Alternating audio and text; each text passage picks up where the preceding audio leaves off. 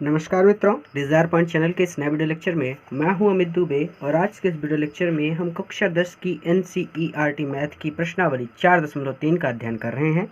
पिछले video lecture में हमने तीसरे प्रश्न तक अध्ययन कर लिया था और आज हमें चौथे प्रश्न का अध्ययन करना है। तो चलिए प्रश्न पर चलते हैं। बहुत ध्यान से समझिएगा, इस तरह के प्रश्न बहुत ज़्यादा आसान होते हैं और तो और ये प्रश्न इम्पॉर्टेंट भी हैं, तो ध्यान से समझना है। देखिए, कुछ भी नहीं होता इस तरह के प्रश्नों में, बस आसान सा काम करना होता है कि भाई आप अपना समीकरण बनाइए और उस समीकरण को हल करके उसका मान आप बता दीजिए।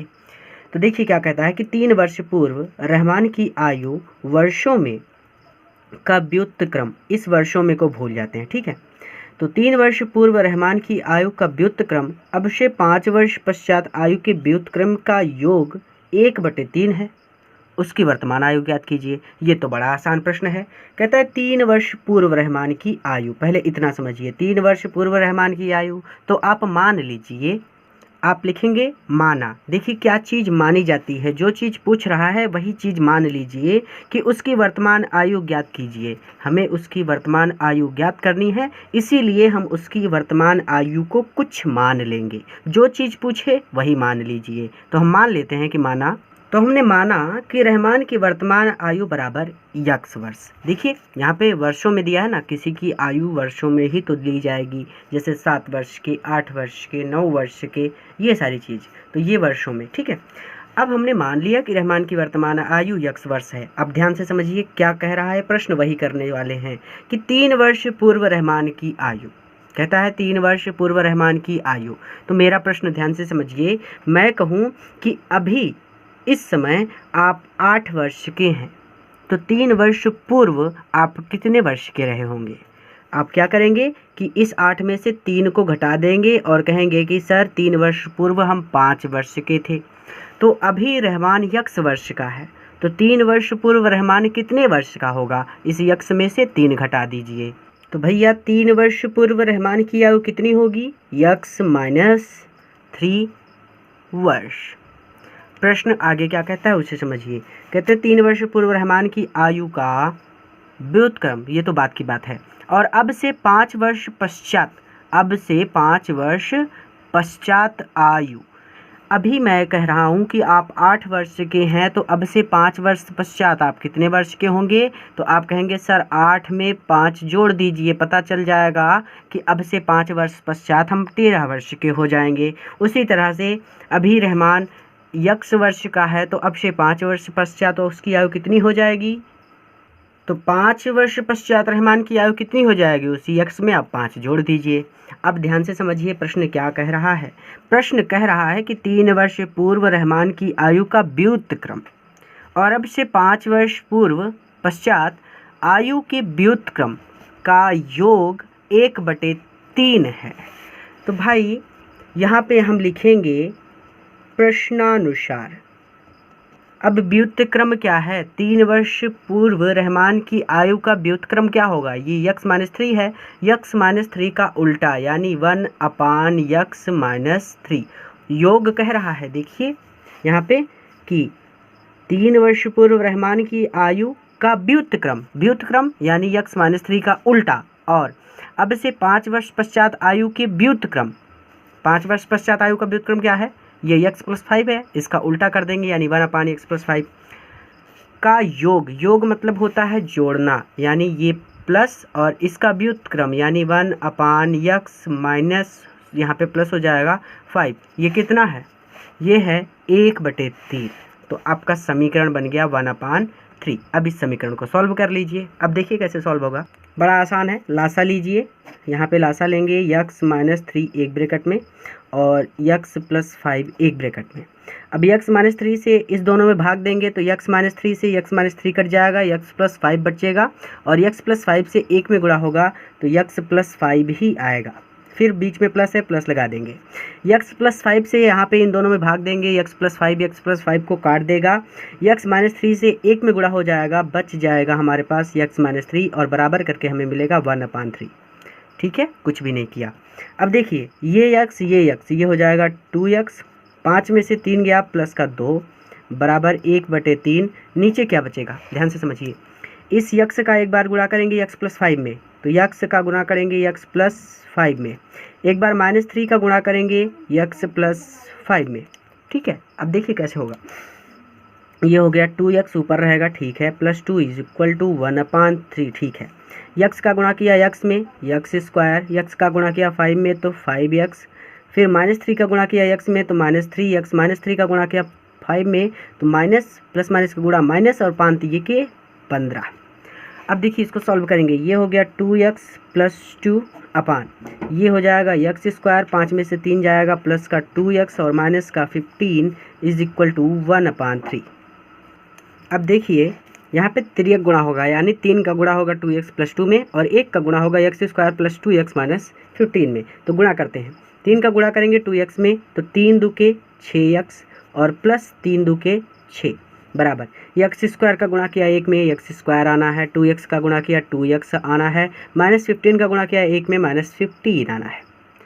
अब इसको थोड़ा सा उल्टा करके लिख लेते हैं, इसको इधर लाते हैं और इसको उधर भेज देते हैं। ये हो गया x² + 2x -15 = 6x + 6।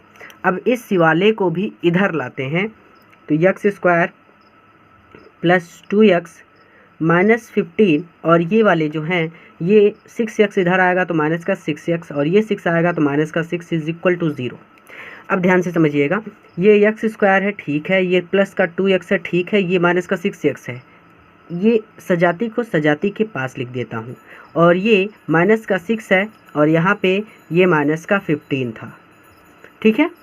अब देखिए क्या होगा, ये x² ऐसे ही रहेगा, प्लस का 2x ऐसे ही रहेगा, सॉरी 6x में से 2x घट जाएगा तो माइनस का आएगा 4x और 15 और 6 ये दोनों जुड़ जाएंगे, 6 5 11 यानी ये हो जाएगा माइनस का 21 = 0। यानी हमारा समीकरण बना है x² - 4x माइनस का 21 = 0। अब हमें करना है गुणनखंड, तो x² - 4x - 21 = 0 आया है। इस तरफ कार्य करता हूँ। देखिए जो मैंने आपको सिखाया है, पहले चिन्हों का गुणा करेंगे, ये प्लस में है ये माइनस में, प्लस माइनस का गुणा किया तो माइनस, यानी बीच वाला पद बड़े वाली संख्या से छोटी वाली संख्या को घटाने पर आएगा। दूसरी बात, इसके गुणांक का और इसका गुणा करते हैं तो इसका गुणांक 1 है और 1 का गुणा करेंगे 21 में तो 21 ही आएगा। अब इसको सॉल्व करेंगे तो ये होता है 3 7 21 और फिर 7 यानी 3 × 7 यानी 7 में से 3 घटाएंगे तो 4 मिल जाएगा। 2 ही संख्याएं हमें प्राप्त हुई हैं। इसको लिखता हूँ यहाँ पे x² - 7 माइनस का 3 x और ये माइनस का 21 = 0।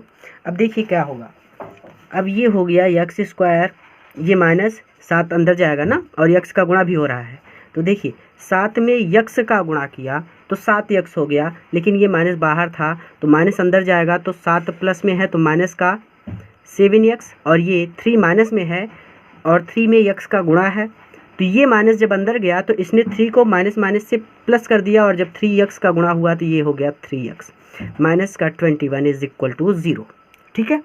अब देखिए एक बार इस एक ब्रैकेट में इन दोनों को और एक बार एक ब्रैकेट में इन दोनों को रखेंगे, x² - 7x एक ब्रैकेट में प्लस 3x माइनस का 21 बराबर 0 एक ब्रैकेट में। यहाँ पे x कामन है, x कामन ले लिया तो x - 7 बच गया, प्लस यहाँ पे 3 कामन था, 3 कामन ले लिया तो x - 7 बच गया बराबर 0।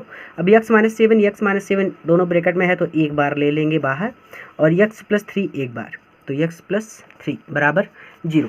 अब एक बार क्या करना है, x - 7 के बराबर 0 करना है और एक बार x + 3 के बराबर 0 करना है।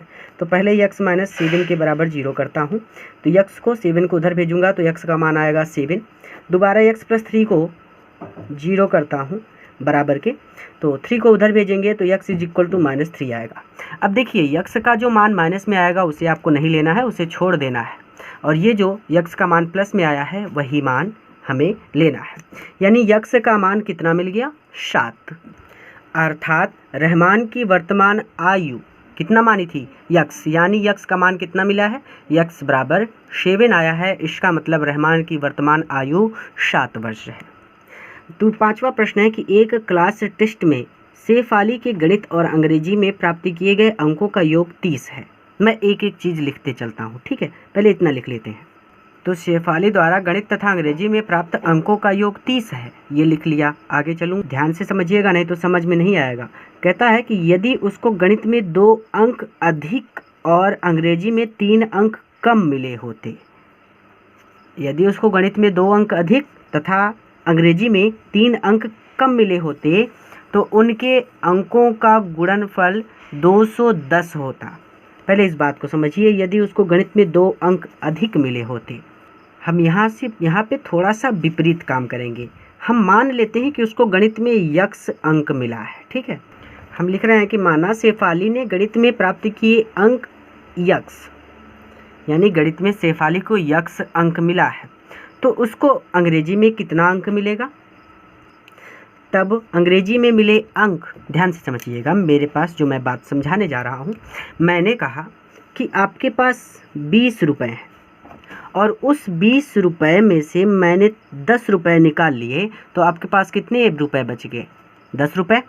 उसी तरह से गणित और अंग्रेजी दोनों का मिला करके जो पूर्णांक था वो 30 था। अब अगर गणित वाला अंक निकाल दूं मैं जो उसने प्राप्त किए हैं, तो जो बचेगा वो अंग्रेजी वाला होगा। यानी इस पूर्णांक में से 30 में से हम कितना घटा सकते हैं, यक्स घटा सकते हैं, ठीक है। तो अब जो अंक आएगा वो क्या होगा, अंग्रेजी में मिले अंकों की संख्या। फिर से समझिए, जैसे आपकी परीक्षा का पूर्णांक था 20 और आपने गणित में प्राप्त किए 10 अंक, ठीक है। 20 था पूर्णांक और गणित में आपने प्राप्त किए 10। तो मैंने कहा भाई आप बताइए कि आपको इंग्लिश में कितना मिला होगा। तो आप क्या करेंगे कि इस 20 में से, पूर्णांक में से गणित वाला अंक घटा देंगे, तो जो अंक आएगा वो अंग्रेजी में प्राप्त अंकों की संख्या होगी, यानी 10 आएगा। यानी आपने 10 अंक अंग्रेजी में प्राप्त किए हैं। बात समझ में आई। हम जानते हैं कि शेफाली ने गणित में यक्स अंक प्राप्त किए हैं और पूर्णांक 30 ही है।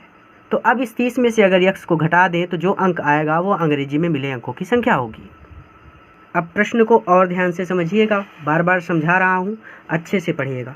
यदि उसको गणित में 2 अंक अधिक मिले होते, अब 2 अंक अधिक वाली बात आ गई। भाई कह रहे हैं कि यदि उसको गणित में 2 अंक अधिक मिले होते, तो इस बात को भी लिख लेते हैं। यदि गणित में 2 अंक अधिक मिले तो उसने गणित में कितने अंक प्राप्त किए हैं, यक्स। अब उसमें 2 अंक अधिक मिलने का मतलब है कि इसी यक्स में 2 और जोड़ दीजिए, ठीक है। यानी हो सकता है 17 अंक मिला हो, तो 17 में से 2 और जोड़ दीजिए तो 19 हो जाएगा। और अंग्रेजी में 3 अंक कम मिले होते, तो अंग्रेजी में 3 अंक कम भी कर लेते हैं। अंग्रेजी में 3 अंक कम मिले, ये मिले लिख दिया था, तो अंग्रेजी में 3 अंक कम मिले हैं। तो अंग्रेजी में उसको कितने अंक मिले हैं, 30 माइनस यक्स, ठीक है। अब कह रहे हैं कि उसमें भी 3 अंक कम मिले हैं, तो आप क्या कीजिए कि इसी में से 3 घटा दीजिए। भाई आपको मिला है 17 अंक, हमने पूछा 3 अंक और कम कर दें तो कितना हो जाएगा, 3 घटा दीजिए, आपको पता चलेगा कि 14 अकेले बच रहा है। ये बात समझ रहे हैं ना कि भाई जब उसको अंग्रेजी में मिला है 30 माइनस यक्स अंक, तो अब उसमें भी 3 कम करना है, तो इस 30 माइनस यक्स में से 3 और घटा दीजिए, तो आपको मिलेगा, ये 30 में से 3 चला जाएगा, ये होगा 27 और ये बचेगा माइनस का यक्स। अगर नहीं समझ में आया तो एक बार फिर से वीडियो को शुरू करके देख लीजिएगा, ठीक है। बार बार समझाने का प्रयास किया है, अच्छे से समझाने का प्रयास किया है। अब प्रश्न को समझिए क्या कह रहा है। अभी तक मैं प्रश्न पर नहीं पढ़ा हूँ। 3 अंक कम मिले होते, यहीं तक तो पहुँचे थे, तो उनके अंकों का गुणनफल 210 होता। ये तो बड़ा आसान सी बात हो गई कि यदि उसको गणित में 2 अंक कम मिले होते, यानी अधिक मिले होते, और अंग्रेजी में 3 अंक कम मिले होते, तो उनके अंकों का गुणनफल 210 होता। उसके द्वारा दोनों विषयों में प्राप्त किए गए अंक ज्ञात कीजिए। तो ये देखिए, 2 अंक कम वाले का और 2 अंक अधिक वाले का और 3 अंक कम वाले का गुणा कर देंगे तो 210 आएगा। यहाँ पे लिखेंगे प्रश्नानुसार, प्रश्नानुसार अर्थात 2 अंक अधिक मिले हैं, ये अधिक वाला है यक्स प्लस 2 का गुणा करेंगे ये 3 अंक कम वाले में, यानी 27 माइनस यक्स, तो कितने अंक उसको मिल रहे हैं, 210। अब तो ये बड़ा आसान हो गया। एक बार यक्स का गुणा कीजिए तो 27 माइनस यक्स में, यक्स का गुणा करेंगे 27 माइनस यक्स में, और एक बार प्लस 2 का गुणा करेंगे 27 माइनस यक्स में इज इक्वल टू 210। अब देखिए ये हो जाएगा यक्स का गुणा किया 27 में तो 27 यक्स, यक्स का गुणा किया माइनस यक्स में तो माइनस यक्स स्क्वायर, प्लस 27 दो का 54 माइनस का 2x इज इक्वल टू 210। अब देखिए ये 27 यक्स है, ये माइनस का 2x है, 27 में से 2 घट जाएगा, पहले इसको लिखते हैं, यक्स स्क्वायर को पहले लिखा, माइनस का यक्स स्क्वायर पहले लिख लिया। 27 यक्स में से 2 यक्स जाएगा, प्लस का 25 यक्स बचेगा, प्लस का 54 है, और ये देखिए ये 210 है, इसको हम इधर लाएंगे तो ये माइनस 210 हो जाएगा बराबर 0। तो हमारे पास है minus X square plus 25x plus 54 minus 210 is equal to 0। घटाएंगे ये माइनस का एक्स स्क्वायर प्लस 25x, 210 में से 54 जाएगा, 10 में से माइनस में ही मान आना है, 10 में से 4 गया तो 6, और उसके बाद ये हो जाएगा आपके पास 5 और फिर बचेगा 1 यानी 156, और ये इसके बराबर 0। अब इसका गुणनखंड करना है तो ध्यान से समझिएगा, मैं इधर रफ कार्य कर रहा हूँ ताकि आप समझ सकें। पहले इन दोनों के चिन्हों का गुणा करते हैं, ये माइनस में है, ये भी माइनस में है, और माइनस माइनस का गुणा प्लस होता है, यानी बीच वाली जो संख्या आएगी वो दो संख्याओं को जोड़ने पर आएगा, यानी दो संख्याओं को जोड़कर हमें 25 लाना है, ठीक है। और गुणा करने पर यानी इसका गुणांक 1 है और इसका 156 है, 156 का 1 में गुणा करेंगे तो 156 ही आना है। सॉल्व कर लेता हूँ इसको, नहीं तो वीडियो लंबा हो जाएगा। तो ये आपका गुणनखंड आया है 2 गुणे 2 गुणे 3 यानी 2 गुणे 3 और गुणते 13। एक बार यहाँ पे रॉन्ग हो गया था ऊपर, देखिए 2 दूनी 4, 4 3 के 12 और 12 प्लस 13 करेंगे तो हमें मिलेगा कितना 25। तो इसको हम लिखते हैं, तो हमारा मान है, समीकरण है minus X square plus 25x minus 156 बराबर 0। यहाँ पे देखिए माइनस एक्स स्क्वायर फिर प्लस ये 12 और ये 13 और ये यक्स और ये 156 बराबर 0। अब देखिए ये यक्स स्क्वायर माइनस में ठीक है, 12 का गुणा होगा यक्स में तो ये हो जाएगा 12x प्लस में, और ये 13 में गुणा होगा तो ये हो जाएगा प्लस का 13x और माइनस 156 बराबर 0। ध्यान से समझिएगा, एक बार इन दोनों को एक ब्रैकेट में ले लेंगे, यक्स स्क्वायर प्लस 12x, ठीक है। उसके बाद देखिए यहाँ पे ये पहला वाला पद माइनस में है और यहाँ पे पहला वाला पद प्लस में है, तो हम क्या करेंगे माइनस कॉमन ले लेंगे, बाहर ले लेंगे, तो ये माइनस में हो जाएगा 13x और ये प्लस में हो जाएगा 156 बराबर 0। चिन्हों को भी मिलाना पड़ता है। यहाँ पे 12, यहाँ पे यक्स कॉमन है तो यक्स कॉमन लेंगे तो हमें मिलेगा यक्स स्क्वायर बाहर, सॉरी यहाँ पे बचेगा यक्स और प्लस 12, और यहाँ पे माइनस पहले से था, 13 कॉमन लेंगे तो यहाँ पे बचेगा माइनस का यक्स और प्लस यहाँ पे बच जाएगा 12 बराबर 0। अब देखिए यक्स माइनस 13 को एक बार ले लीजिए, यक्स माइनस 13 हो गया, और एक बार ये ब्रैकेट में माइनस यक्स प्लस 12 ले लीजिए बराबर 0। अब यहाँ पे देखिए एक बार यक्स माइनस 13 के बराबर 0 करेंगे तो यक्स माइनस 13 बराबर 0 करेंगे तो 13 को उधर भेजेंगे, यक्स बराबर 13 आएगा, और एक बार माइनस यक्स प्लस 12 बराबर 0 करेंगे, 12 को उधर भेजेंगे, ये माइनस यक्स बराबर माइनस 12, माइनस से माइनस कट जाएगा, यक्स बराबर 12 आएगा। तो अब यहाँ पे दो मान प्लस में आ गए यक्स और यक्स के, बात को ध्यान से समझिएगा। अब इस तरह से यक्स बराबर 13 और यक्स बराबर 12, आपको यक्स के दो धनात्मक मान मिल गए, इसमें से कोई भी ऋणात्मक नहीं है, इसलिए किसी को भी छोड़ना नहीं है, दोनों को लिखना है। कैसे लिखना है इसको ध्यान से समझिए। जब गणित में 12 अंक मिले हों, पहली कंडीशन ले रहे हैं कि जब गणित में 12 अंक मिले हों, तो हमारा समीकरण था अंग्रेजी में मिले अंकों की संख्या, वहाँ पे हमने समीकरण बनाया था 30 माइनस यक्स। तो जब गणित में 12 अंक मिले हैं तो यक्स के स्थान पे हम 12 रख देंगे, यानी ये हो जाएगा 12 और बराबर मिलेगा हमें 18। ये पहली कंडीशन है, आपको लिखना है ऐसे। पेपर में भी अगर ऐसी स्थिति आती है, दोनों मान धनात्मक आते हैं, तो आपको ऐसे लिखना पड़ेगा, ठीक है। वहाँ पे कंडीशन जो देगा उस हिसाब से आपको लिखना पड़ेगा। दूसरी बात हम फिर से ऐसे ही लिखेंगे, और जब गणित में 13 अंक मिले हों तो यही 30 माइनस यक्स हो जाएगा, और 30 यक्स के स्थान पे 13 हो जाएगा, ये आ जाएगा 17। ये अंग्रेजी में मिले अंकों की संख्या है, ठीक है। जब गणित में उसको 12 अंक मिलेंगे तो अंग्रेजी में उसको 18 अंक मिलेंगे, और जब गणित में उसको 13 अंक मिलेंगे तो अंग्रेजी में उसको 17 अंक मिलेंगे। इस तरह से आप लिख लेंगे। अगला प्रश्न को ध्यान से समझिए कि एक आयताकार खेत का विकर्ण उसकी छोटी भुजा से 60 मीटर अधिक लंबा है। यदि बड़ी भुजा छोटी भुजा से 30 मीटर अधिक हो तो खेत की भुजाएं ज्ञात कीजिए। सबसे पहले एक आयत की आवश्यकता है, आयत बना लेते हैं। सबसे पहले मान लेंगे कि माना एक आयताकार खेत ABCD है। कुछ भी मान सकते हैं, P Q R S X Y Z कुछ भी मान सकते हैं। तो अब हम आयत बनाते हैं एक। तो मान लिया कि ये हमारा आयत है, इसका नाम दे देते हैं ए बी सी डी। अब यहाँ पे एक काम और है, मान लेते हैं कि इसकी एक छोटी भुजा भी है और इसकी छोटी भुजा है बी डी।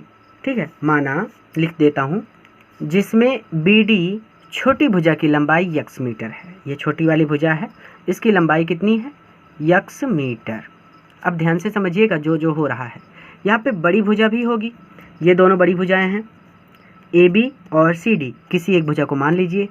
बड़ी भुजा सी डी की लंबाई, देखिए लंबाई कैसे लिखेंगे। यहाँ पे प्रश्न क्या कह रहा था कि एक आयताकार खेत का विकर्ण उसकी छोटी भुजा से 60 मीटर अधिक लंबा है यदि बड़ी भुजा छोटी भुजा से 30 मीटर अधिक हो। यहाँ पे देखिए, यदि बड़ी भुजा छोटी भुजा से 30 मीटर अधिक हो। बड़ी भुजा क्या है, सॉरी छोटी भुजा क्या है, यक्स, तो बड़ी भुजा उससे कितनी अधिक है, 30 मीटर, यानी यक्स प्लस 3। तो यहाँ पे देखिए हमने छोटी भुजा क्या माना है, बी डी छोटी भुजा है ना ये वाली, और ये ए सी भी छोटी भुजा है। तो बी डी छोटी भुजा की लंबाई कितनी है, यक्स। तो बड़ी भुजा जो सी डी या फिर ए बी हैं, ये दोनों, इनकी लंबाई कितनी होगी, यक्स प्लस 30 हो जाएगी, 30 अधिक है। अब ध्यान से समझिएगा, एक चीज़ और कह रहा है कि खेत का विकर्ण उसकी छोटी भुजा से 60 मीटर अधिक लंबा है, यानी छोटी भुजा है यक्स और उसका जो विकर्ण है खेत का वो कितना अधिक है, 60 मीटर। अब इस आयत का एक विकर्ण खींच लेते हैं। ये विकर्ण हो गया सी बी। तब हम लिखेंगे कि तब विकर्ण है सी बी की लंबाई छोटी भुजा से कितना अधिक है, 60। तो ये हो जाएगा x प्लस 60, यानी x प्लस 60। अब ध्यान से समझिएगा, स्थिति यहाँ पे त्रिभुज बनेगा। यहाँ पे देखिए दो त्रिभुज बन रहे हैं। एक त्रिभुज है सी बी ए, या फिर आप इसको कह सकते हैं कि सी ए बी, और दूसरा त्रिभुज है बी डी सी। दो त्रिभुज बन रहे हैं, तो हम बी डी सी ये त्रिभुज ले लेते हैं। त्रिभुज को प्रदर्शित करने का तरीका होता है ये, यहाँ पे लग देंगे, चूंकि त्रिभुज बी डी सी में ये जो डी वाला कोण है ना, ये 90 डिग्री का है। कितने डिग्री का है भैया, 90 डिग्री का। तो कोण डी बराबर 90 डिग्री। किसी भी रेखा पर जब अभिलंब खींचते हैं तो वो रेखा के साथ 90 डिग्री का कोण बनाता है। यहाँ पे देखिए ये सीधी रेखा है और इस पे ये लंब है, और इसलिए ये कोण 90 डिग्री का है।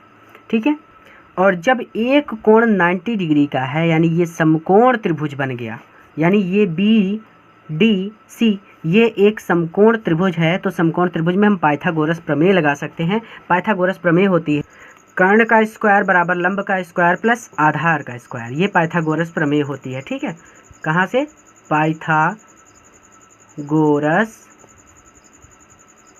प्रमेय से। इसको आप लिखेंगे पाइथागोरस प्रमेय से। भैया ध्यान से समझना, यहाँ पे कर्ण क्या होगा, इस 90 डिग्री के सामने वाली भुजा कर्ण होती है, यानी यक्स प्लस 60। ये बी सी जो है ये कर्ण है, तो हम लिखेंगे बी सी का स्क्वायर बराबर लंब क्या है, जो सीधी रेखा है, यानी बी डी, ये हो गया बी डी का स्क्वायर, प्लस आधार क्या है, ये जिस पर ये भुजा टिकी हुई है, यानी कोण टिका हुआ है, सी डी का स्क्वायर। अब ध्यान से समझिएगा, बी सी का मान रखते हैं। बी सी का मान यक्स प्लस 60, यानी बी सी की लंबाई कितनी है, यक्स प्लस 60, और इसका हो जाएगा स्क्वायर। बी डी का मान है यक्स, तो हम रखेंगे यक्स का स्क्वायर, प्लस सी डी का मान हमें नहीं पता, तो हम सी डी और ये इसका स्क्वायर कर देंगे। एक गलती हो गई, हमें सी डी का भी मान पता है। यहाँ पे देखिए बड़ी भुजा सी डी की लंबाई यक्स प्लस 30 है, तो यहाँ पे सी डी के स्थान पे हमें लिखना है यक्स प्लस 30 का स्क्वायर। ये बड़ी भुजाएं हैं सी डी और ए बी, इन दोनों की लंबाई कितनी है, यक्स प्लस 30, और ये बी डी और ए सी ये दोनों छोटी भुजाएं हैं, और छोटी भुजा की लंबाई कितनी है, यक्स है। अब देखिए ध्यान से कैसे सॉल्व करेंगे। तो ये हमें समीकरण बनाया है हमने। अब देखिए यहाँ पे ये a प्लस बी का होल स्क्वायर का सूत्र लगेगा। a प्लस बी का होल स्क्वायर का सूत्र होता है a square plus B square plus 2ab।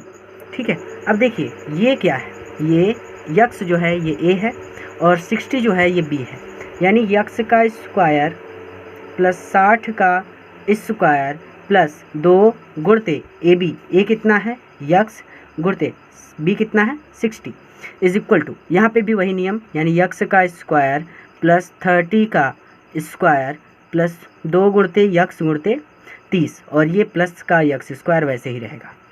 ये देखिए ये यक्स स्क्वायर और 60 का 60 में गुणा करेंगे 6 छंग 36 और 0 0 यानी ये हो जाएगा 3600 और 2 छके 12 यानी 100 प्लस 120 यक्स बराबर यक्स स्क्वायर 3 त्रिका 9 और ये हो जाएगा 900 प्लस 2 तीके 6 60 यक्स प्लस का यक्स स्क्वायर। सिर्फ सॉल्व किया अभी।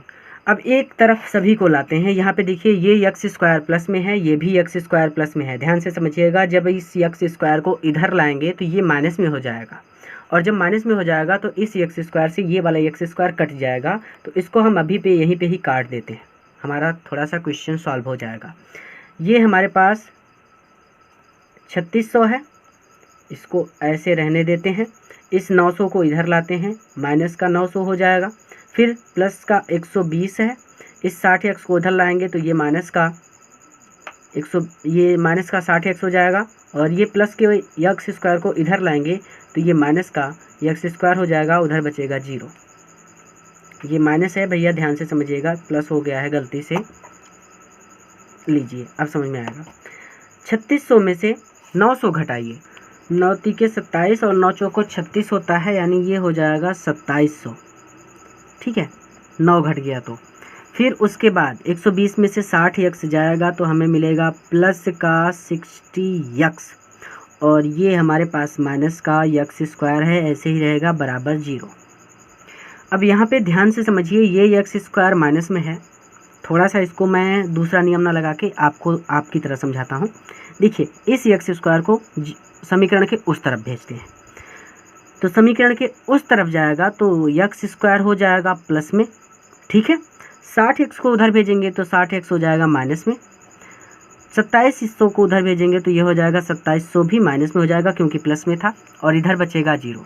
अब इस 0 को इधर लिख दीजिए और इन तीनों को इधर उठा लाइए, यानी x square minus 60 x minus 2700 बराबर 0। इस तरह से अब करना है गुणनखंड, वही नियम लगाएंगे, पहले चिन्हों का गुणा, ये प्लस में ये माइनस में, माइनस प्लस का गुणा माइनस, यानी बीच वाला पद बड़ी संख्या से छोटी संख्या को घटाने पर प्राप्त होगा।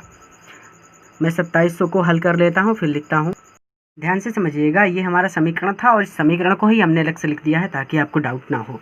X square minus 60 x minus 2700 है, 2700 को हमने काटा है तो 2 1350, 3 से 2 से फिर काटा तो 675 आया है, 3 से काटा 225, 3 से काटा 75, 5 से काटा 25, 5 से काटा 1। ठीक है, अब देखिए यहाँ पे आप क्या कीजिए कि ये 5 तीके 15, 15 तिया 45 और 45 दो का जो होता है ये 90 हो जाएगा, यानी 5 का गुणा किया 3 में, फिर 3 में, फिर 2 में, और जो बच रहा है, बच क्या रहा, ये 2 बच गया तो 2 गुणते 3 बच गया 3 और ये 5 बच गया तो इस 5 को लिख लीजिए, तो 5 तीके 15 और 15 दो के 30 और 90 में से आप जब 30 घटाएंगे तो आपको 60 मिल जाएगा, यानी यहाँ पे x square minus 90 minus 30 x minus 2700 बराबर 0। ठीक है, अब गुणा करके लिख लेते हैं, यक्स स्क्वायर ये माइनस अंदर जाएगा, माइनस वाले को प्लस और प्लस वाले को माइनस कर देगा, तो 90 प्लस में था माइनस में हो जाएगा, ये क्या हो जाएगा माइनस का 90 यक्स का गुणा होगा यक्स, ये 30 प्लस में हो जाएगा और ये हो जाएगा यक्स माइनस 2700 बराबर 0। अब यहाँ पे यक्स स्क्वायर माइनस 90 यक्स एक ब्रैकेट में और प्लस 30 यक्स माइनस 2700 एक ब्रैकेट में बराबर 0। यक्स कामन लेंगे तो यहाँ पे बचेगा यक्स माइनस 90 और यहाँ पे 30 कामन लेंगे प्लस का तो यहाँ पे बचेगा यक्स माइनस 90 बराबर 0। अब एक बार यक्स माइनस 90 एक ब्रैकेट में और एक ब्रैकेट में यक्स प्लस 30 बराबर 0।